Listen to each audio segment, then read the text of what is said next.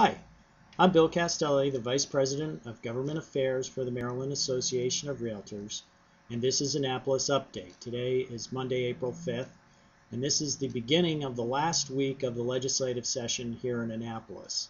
Monday, April 12th, will actually be the last day of legislative activity, and then it'll take about a month before the governor gets through all the bill signings.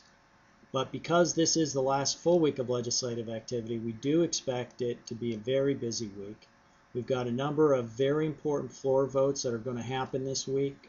We have a floor vote that's going to occur tonight, the first floor vote in the Senate on our short sale bill, HB 590. And I should say this is the first floor vote of the House bill that crossed over from the House. The Senate already voted on its own version of the short sale legislation.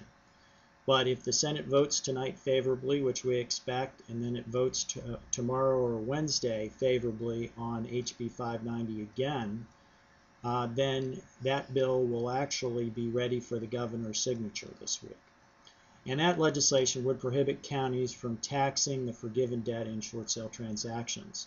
We're also expecting the final Senate vote on HB 1298, which would prohibit private transfer fees from being imposed on real estate transactions.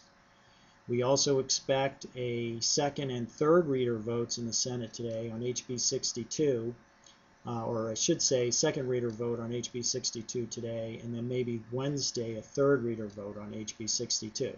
That legislation would ensure that full grant funding will be available for those individuals who must install a nitrogen reduction technology system for their septic systems in Maryland's critical areas.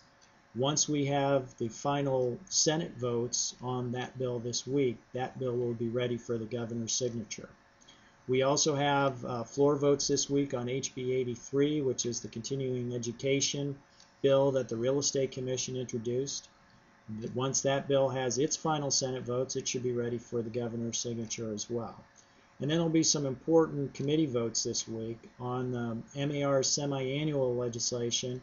There's going to be a committee vote we expect tomorrow on SB 1083 and HB 484, which would extend semi-annual payment tax options to certain commercial properties and certain residential apartment projects.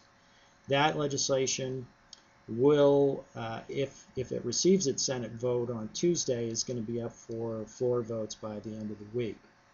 We also expect there to be Senate committee votes on HB 406, which is the Real Estate Commission's Real Estate Teams bill. And that will hopefully be up for a floor vote later this week. And then there will be a lot of activity on HB 1125, which is the stormwater regulations. There will be a hearing before what's called the Administrative Executive Legislative Review Committee. That's going to review regulations that MDE drafted up. And then there will also possibly be a committee vote or at least committee hearing on April 8th on HB 1125. So those are some of the key issues occurring this week, and we hope to have a number of favorable votes this week. And if you have any questions about bills or you want to see more information, go up to mdrealtor.org, go to the Government Affairs section of that site, and click on 2010 Legislative Priorities. Thanks again.